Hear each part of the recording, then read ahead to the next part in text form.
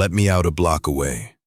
Don't want to be seen getting out of your car, she said as we approached a friend's party. I pulled over right there and said, get out. She laughed, called me dramatic, and went to the party. I drove home, packed my things, and left a note. Hope your friends give you better rides. She came home in the morning drunk and happy. Found the empty closet and called me crying. Hey viewers, before we move on to the video, please make sure to subscribe to the channel and hit the like button if you want to see more stories like this. Thanks. The funny thing about red flags is they're only visible in hindsight. At the time, you just think you're looking at a flag. For 3 years with Chloe, I saw a lot of flags. I polished the poles, admired the fabric, told myself the colors were vibrant. My final act of polishing happened the Thursday before the party. I'd picked up 4 consecutive weekend shifts at the warehouse.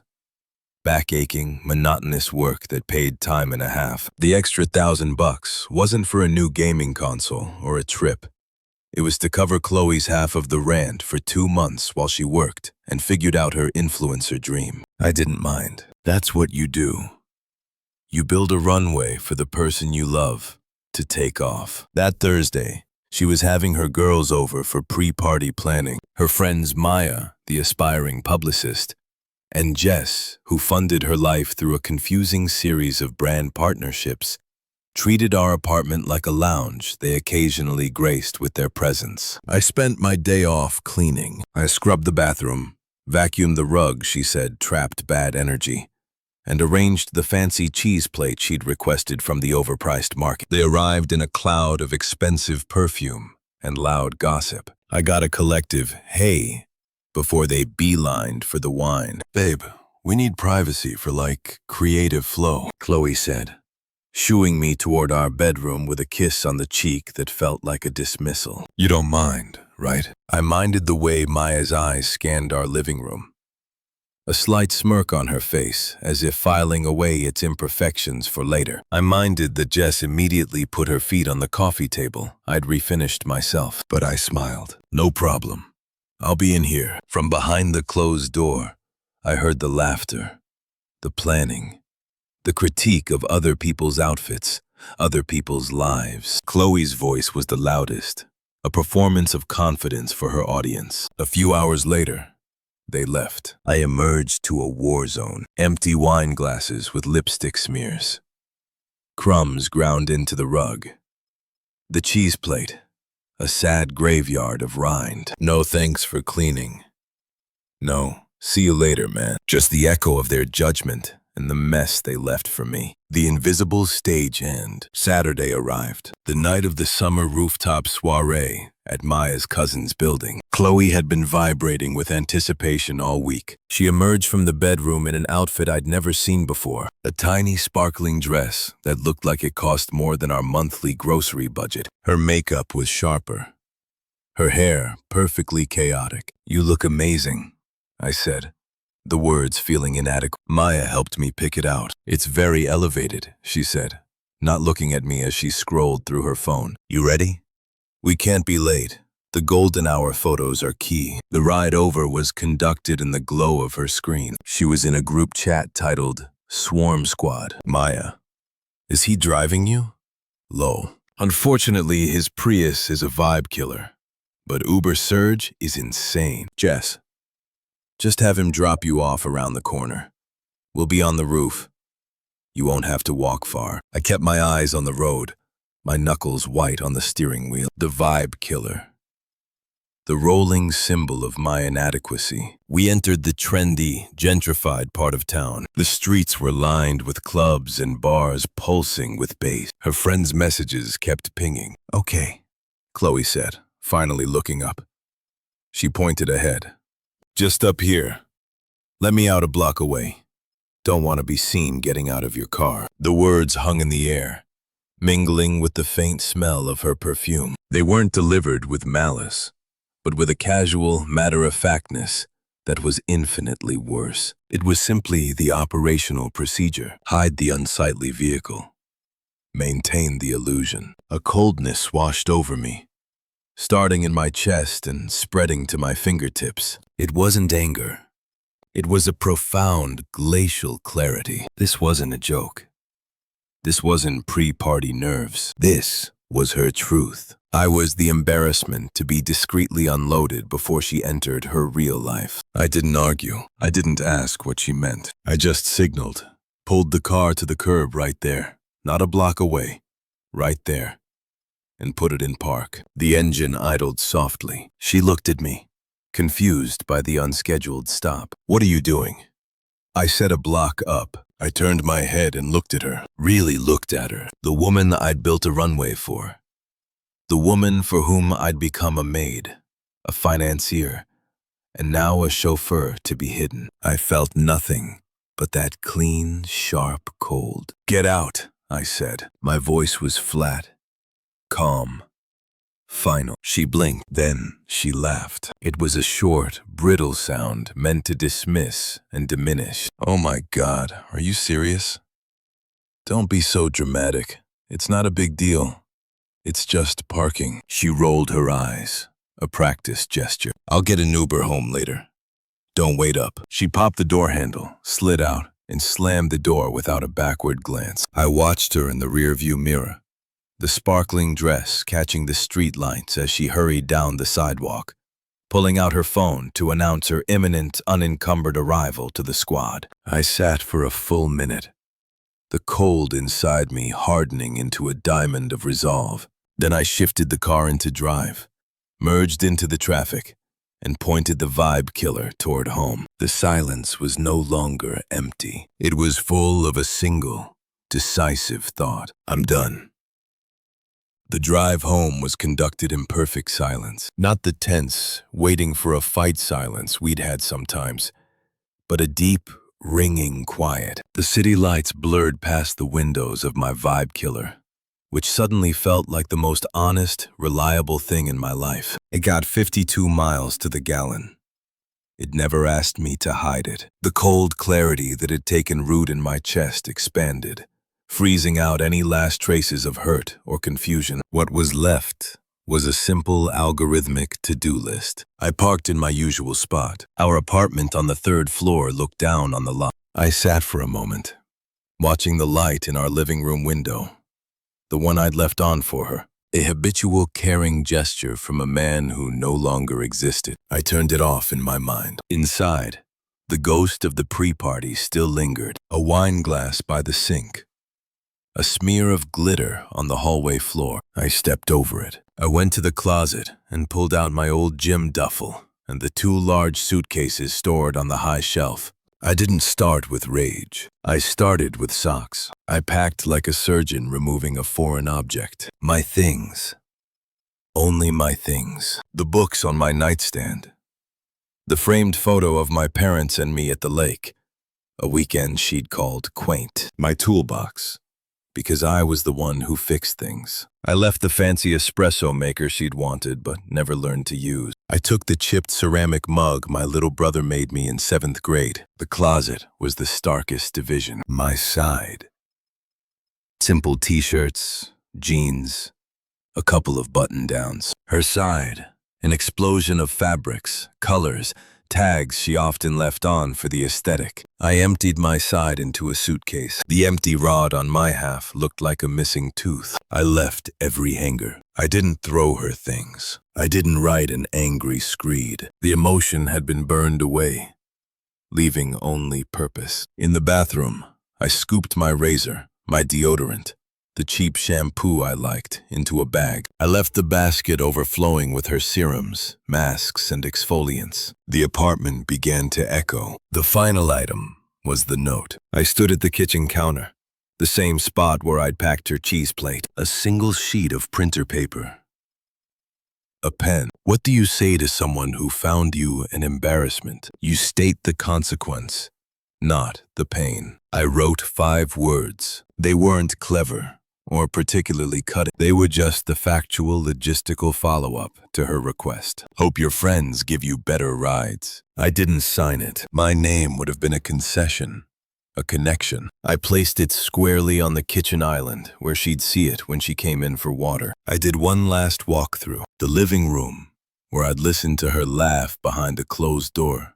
The bedroom now half empty. It didn't feel like leaving home. It felt like exiting a museum exhibit about a life I'd mistakenly thought was mine. I loaded the Prius. It sat lower on its suspension. The vibe killer was now the freedom vehicle. I took my key off the ring, leaving only my car key. I locked the door from the inside, pulled it shut, and slid my key under the doormat. A part of me, the old part, whispered that this was extreme, that we should talk. I silenced it. She'd been clear. The block-away drop-off was the talk. This was the answer. I drove to a 24-hour diner on the other side of the city. I ordered a coffee I didn't drink and found a furnished sublet online from a guy on a 6-month work assignment. It was overpriced and bland, but it was available immediately and required no lease. I sent a deposit from the rent help fund I'd created for her. The irony was crisp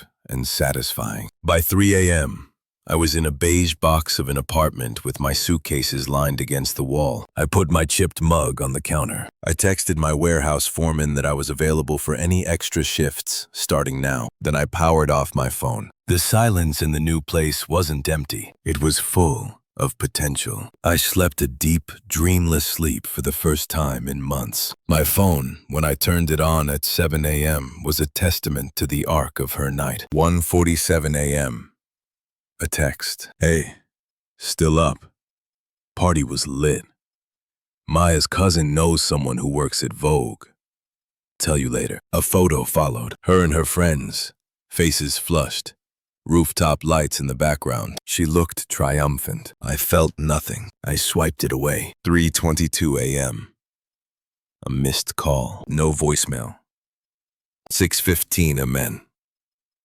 The voicemail notification blinked. I plugged in my earbuds, made a fresh coffee in my brother's mug, and pressed play as I looked out the window of my beige box at a new, unfamiliar street. Her voice was a journey. It started blurred. Happy, slightly annoyed. Hey babe, just got home. Uber was like $80. Can you believe that? Crazy. A pause. The sound of keys fumbling. Where are you out getting breakfast? You're sweet. The audio bumped and rustled. Then a new tone, a sliver of confusion seeping through the alcohol. Hello. Why is your side of the closet is empty? The rustling got faster. Drawers opening. What the? Your drawers are empty. Your toolbox is gone. This isn't funny. Her voice tightened, the happiness evaporating. The next words were sharp. Panicked. Where are you? Call me back right now. This isn't funny, James. A choked sound. A sob. Raw and startled. Please. The message ended. I deleted it. I went into my settings and blocked her number. The action felt clean, like applying a bandage to a wound that had already scarred over. The silence lasted for about 20 minutes. Then my phone rang with a local number I didn't recognize. I knew. I let it go to voicemail. 2 minutes later, it rang again. Same number. The third time, I answered. I said nothing. James. Finally. Her voice was a ragged wire, stripped of its usual performative cool. What the hell is going on? Where are you? I'm standing in the middle of the apartment, and all your stuff is gone. I'm gone, I said, my voice flat. The note explained it. The note? That stupid petty note. Hope your friends give you better rides. Are you kidding me? Because of last night? You're overreacting. I was just joking around. You weren't joking. I kept my tone even, factual. You were ashamed of my car, and by extension of me. You stated a preference. I'm respecting it. It was a joke, she screamed, the sound cracking. I could hear her pace. God, you're so sensitive. You know how Maya and Jess are. I was just playing along. You weren't playing along in the group chat, I said calmly. I hadn't seen it, but I knew the logic was inevitable. You were leading the charge. The vibe killer, right? A dead silence on her end. I'd guessed correctly. The confirmation was colder than any anger. So that's it, she whispered, her voice crumbling. 3 years, and you just run away in the night over a stupid comment. You're a coward. A real man would have talked to me. The insult bounced off the glacial front inside me. A real man doesn't beg for basic respect from his girlfriend, Chloe. He just stops providing it when it's clear it's not reciprocated. Get an Uber from your friends next time. Don't call this number again. I ended the call. I blocked that number too. I sat back, sipped my coffee, and opened the job search website on my laptop. The den of her unraveling was a distant sound, like traffic from another street. It had nothing to do with me anymore. My runway was clear, and for the first time, it was pointed toward a horizon of my own choosing. The blocks created a dam, and the desperation built up behind it, finding cracks in other surfaces. It started with emails. The first, 2 days after the final call, was titled, "I'm sorry, James. I've read your note 100 times. It's not funny anymore. I get it. I was awful." It was a shallow, stupid thing to say, and I didn't mean it. I was trying to impress people who aren't even worth it. Maya and Jess have been asking me what happened, and I'm so humiliated. Please, just come home. We can talk. I love you. Chloe. I archived it. Not deleted. Archived. A curator preserving an artifact of a bygone era. A week later, a second email arrived. The subject line was just a crying emoji. "James, I can't do this. The apartment is so empty. I can't afford it on my own. The landlord said if I can't find a replacement for your half of the lease by the end of the month, I'll have to break it and pay a huge fee. I don't have that. My friend said I can crash for a few days, but it's awkward. Maya's cousin made a joke about ditching the chauffeur. It's not fair. You're really going to make me lose our home over one comment after 3 years. This is cruel. Please call me Chloe."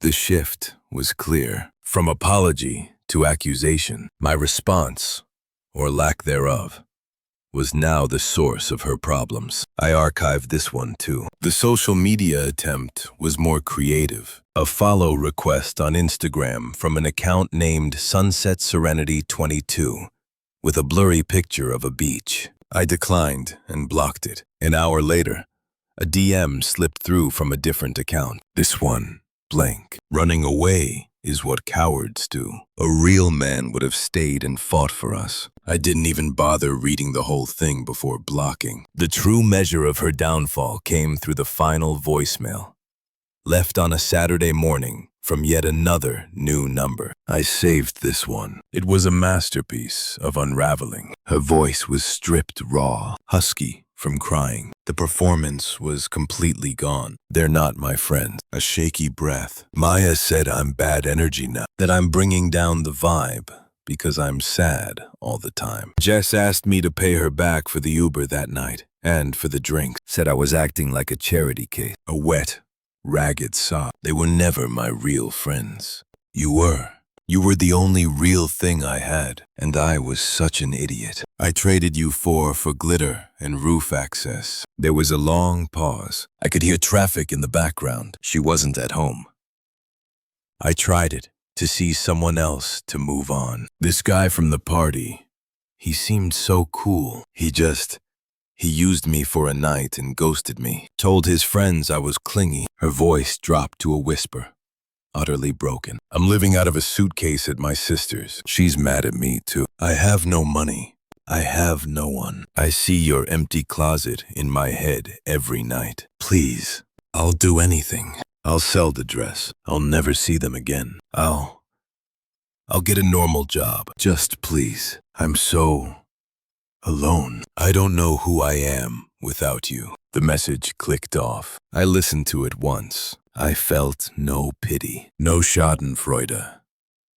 Just a distant, clinical recognition that every consequence she described was a direct, logical outcome of her own choices. She'd chosen a facade over substance. And now she was left holding the empty, glittery mask. I didn't archive. I hit delete. The sound of her destruction was not a record I needed to keep. 6 months is a long time in a life you're actually building. The beige sublet was gone. I'd moved into a clean, modern one-bedroom with a view of the river, paid for by the promotion to shift supervisor I'd gotten at the warehouse. The extra hustle had turned into respect, then opportunity. My Prius was still in the lot, freshly washed. I'd saved enough for a down payment on a small, tidy house. I was closing next month. The invitation to my cousin Danny's wedding was a surprise. We'd been close as kids, but drifted apart during the Chloe years. She'd found family events boring. I bought a new suit,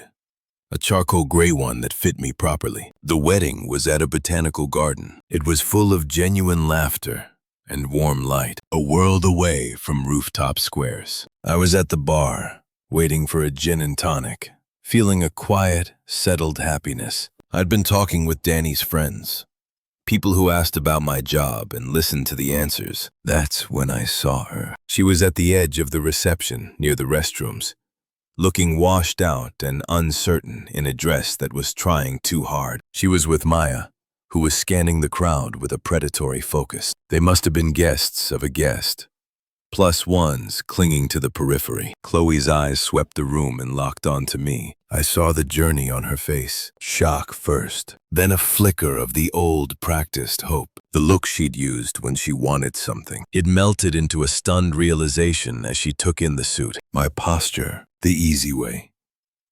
I was standing alone at the bar, completely at peace. Finally, a raw, naked devastation. She whispered something to Maya, who glanced at me, smirked, and promptly walked away, leaving Chloe alone. She hovered for 10 minutes, gathering courage. I collected my drink and found a quiet spot near a bubbling stone fountain. She approached like someone walking onto thin ice. "Hi, James." I turned. "Chloe." "Hello." My voice was the same as when I'd greeted the caterer earlier. Polite, detached. "You look really good." She was wringing her hands, a nervous habit she'd never had before. "Thank you. It's a nice wedding." A painful silence. The sounds of joy from the dance floor mocked it. "I got your note," she said as if it had just arrived. "I know. I'm in therapy now," she blurted out. Her eyes were wide, pleading. What I did, what I said, it was awful. I'm dealing with a lot of my own insecurities. That person who wanted you to drop her off a block away, that wasn't the real me. I took a slow sip of my drink, the ice clinking. I looked at her, not through her, for the first time since that night. I saw the fragility, the regret, the exhausting effort to rebuild a shattered self-image, and I felt absolutely nothing. "I know," I said again, my tone final. "The real you is the one who made the choice. The insecure one, the performing one, the cruel one. They're all you. I just only had to deal with one of them. I prefer the clarity." She flinched as if slapped. The tears started, but they were no longer weapons that could reach me. Can we, God? Can we ever just have coffee? Talk. I need closure. This is killing me. At that moment, Lisa, a woman I'd been seeing for a few months, found me. She was a landscape architect, smart, kind, with a laugh that didn't sound like a performance. She slipped her hand into mine, her touch warm and sure. "There you are. They're about to do the bouquet toss. It's a whole thing." "Oh, hi," she said, smiling warmly at Chloe. Chloe stared at our joined hands, her face completely emptied. It was the final silent confirmation of a world that had moved on without her. I looked from Lisa's smiling face back to Chloe's shattered one. I gave Lisa's hand a gentle squeeze. "There's nothing to close, Chloe," I said, my voice quiet but absolute in its certainty. "My life is full. I genuinely hope you find peace, but you'll need to find it somewhere else." I turned to Lisa, my entire focus shifting. A bouquet toss led the way. We walked back toward the lights and the music. I didn't look back. I knew she was still standing by the fountain, a statue of her own regrets. But her shadow no longer fell on my path. The road ahead was clear, bright, and entirely my own. Thanks for watching. Make sure to subscribe to the channel and hit the like button. What do you think about this story? Share it in the comments.